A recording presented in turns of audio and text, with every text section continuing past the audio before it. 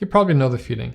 You want to learn Japanese, but it feels like you don't really have enough time for it. And the craziness of everyday life just keeps you busy. Today we will talk about how to change that once and for all. More specifically, we will talk about 5 evidence-based, simple habits that you can easily incorporate into your daily life in order to learn Japanese effectively, no matter how busy you are. If you're new to the channel, hi, my name is Matt. I self-studied Japanese consistently for the past 9 years, and I think I'm living proof that you can learn Japanese from scratch, even if you're leading a quite busy life. And actually, I would argue learning Japanese is not that difficult. I think it's more of a question of how much of our time and attention we can throw at it in order to learn the language. Of course, the problem is most of us feel like we don't really have enough time.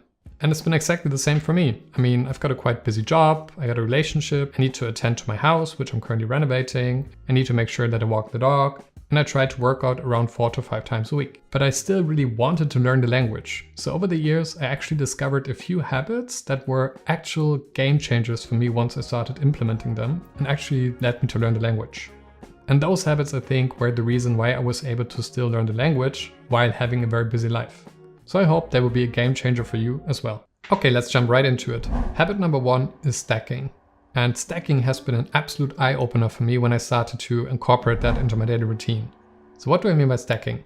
Stacking is building on the concept of passive listening. So first of all, what is passive listening versus active listening? Active listening means you're fully focusing your attention on what is being said, while passive listening means that only a certain percentage of your attention goes to the listening part, while the rest of your attention goes somewhere else, for instance, mowing the lawn or driving your car to work or whatever.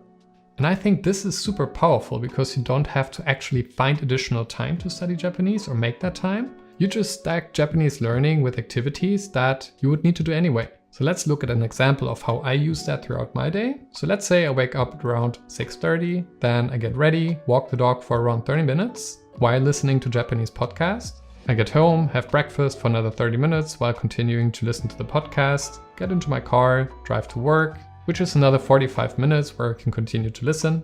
If by any chance I go by myself to lunch and eat alone, that's another 30 minutes that I can listen to Japanese. Once I'm done with my work, jump into my car, where I again can listen to a podcast while driving to the gym, and after the gym another 15 minutes of commuting home. So in total, if we're adding that up, I can get another 3 hours out of an ordinary workday to learn Japanese, which is absolutely mind-blowing if you think about it. And time and again, studies have shown the importance of the amount of Japanese input that you can get in order to learn the language. So I really think this is a game-changing habit for those that are really busy. All right, habit number 2, micro sessions. If you look at your day, you will notice that there are small pockets of time sprinkled throughout every single day. And that's true for everyone, no matter how busy you are. People need to go to the toilet, we're waiting at the doctor for him to see us, we're waiting in line while going to the supermarket or whatever. Even if it's just 5 minutes here and 10 minutes there, they can easily add up to another hour of learning Japanese every single day. Now the trick is to A, you need to actually consciously notice those small pockets of time, and B, consciously choose to not waste that time. And what do I mean by wasting here? What we tend to do is that once we have such a small pocket of time available, we just spend it mindlessly by browsing YouTube, TikTok, Instagram, or whatever. Of course, depending on your studying approach, there will be different ways of how you can actually use that time, but a few ideas are that, for instance, if you have 5 minutes, just to spend those 5 minutes in reviewing flashcards in ANKI. If you have 10 minutes, maybe just listen to a podcast, or just reading a news article on NHK Easy News or whatever. For me, one major source of these small pockets of time is me going to the gym. So when I go to the gym, I do certain exercises and sets, and what I do is I actually use those 1 to 2 minutes between each set to review my flashcards in ANKI. And by the time that I finish the gym and go home, I will have burned through around 150 flashcards in ANKI, which is super effective. So try to look for those small pockets of time more consciously, and I'm sure that you will find them. Habit number 3, effective scheduling. So yes, of course we're all busy, but if we're really honest, if we had to, we would be able to free up some time in our calendars every day. It's not really nice, but imagine someone holding a gun to your head, forcing you to actually find every single day 1 hour of learning Japanese. And I'm pretty sure that all of us will be able to make that time, right? And the reason for that is, of course, that the pressure is high enough. So in the end, it's just really a matter of prioritization. We can wake up a bit earlier, maybe stop watching Netflix, and so on and so on. So try to find at least 30 or 60 minutes every day and block that in your calendars and make it your sacred Japanese learning hour. In this hour, you really focus on actively learning Japanese. And you want to avoid distractions as much as possible. So put away your phone, and if possible also let people know that during that hour they should not approach you so that you can actually focus on your studying. And I would really recommend blocking that time in the calendars, because otherwise, anyway, that time will be somehow eaten up by some other random stuff. What I personally try to do is I block that 1 hour before my actual work time, before my job starts, because I still have control over my schedule and my calendar, and this everyday craziness has not yet kicked in. Habit number 4 is using a spaced repetition system, or short in SRS. What is spaced repetition? Basically, to put it very simply, it means that you increasingly space out the intervals of reviewing items that you've learned in the past in order to increase or improve your ability to actually remember that item or recall that item. A common app that is being used here and that I would also recommend is an app called ANKI, which is basically a flashcard app. In ANKI, you can download or create your own flashcards of new words, kanji, grammar points, whatever it is you want to study, and just review them every day and space out the repetitions. And eventually you will actually remember that new item, will have learned it. So using an SRS is a bit mixed bag when it comes to people's opinions. Some people like using them, others don't. Some people believe it should not be part of natural language acquisition, while others are saying it boosted their learning progress. If you're asking me, and based on my own experience, for busy people, I would definitely recommend using an SRS due to 3 reasons. Reason number 1, I think it's a really effective method to boost your memory if you have very little time available.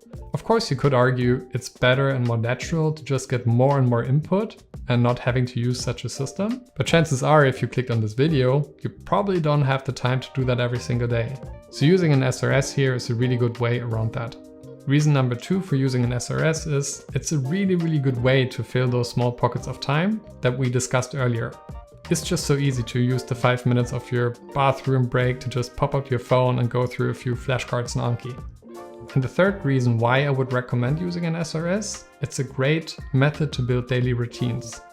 And I can't stress enough how important it is to have a daily routine to stick to if you want to make progress of learning Japanese, especially if you are very busy. I should probably make a separate video on that in the future. I will put a link in the description to some of the ANKI decks that I would personally recommend. You can just go there and download them for free. Habit number 5 is Japanesifying your interests. And that's just a fancy way of saying do the stuff that you would do anyways, but do them in Japanese. Like any interest or hobby that you may have, for instance, watching a gaming stream, continue to do that. But from now on, you're gonna watch Japanese gamer streams only. If you enjoy browsing Instagram, just start following Japanese accounts. If you're more into, for instance, reading manga or watching anime, of course, you should do that in Japanese. And the goal here is that you really want to maximize your exposure to naturally spoken or general natural Japanese. And you want to do that because exposure to Japanese input is one of the key elements to actually acquire the language. We don't really have the time now to go into the details of the theory of language acquisition, but in short, the more you expose yourself to input in your target language, the more your brain will be able to subconsciously piece together the different puzzle pieces and actually will start to comprehend and understand the language. I know, sounds like magic, and it sort of is, but it works. And I will talk more about language learning versus language acquisition in the future, but for the time being, if you're interested to learn more, just search for Stephen Krashen and the term language acquisition. For beginners, I know this sounds really scary and, questions will pop up like, how can I understand the language if I never learned the grammar points for it? But I can just encourage you to learn a bit more about language acquisition and try it out yourself and see the effect for yourself. And once you do and actually see the benefits of it, I'm pretty sure you will not stop using it. Alright, these were my 5 habits for busy people to learn Japanese effectively.